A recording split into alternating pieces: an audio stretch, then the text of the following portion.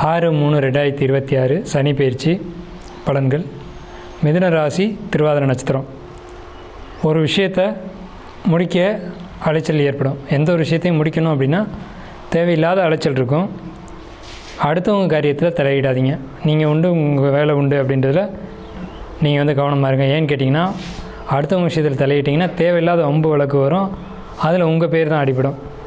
முகம் சம்மந்தப்பட்ட பகுதிகளில் பிரச்சனைகள் வரும் இந்த சனிப்பயிற்சி காலகட்டத்தில்.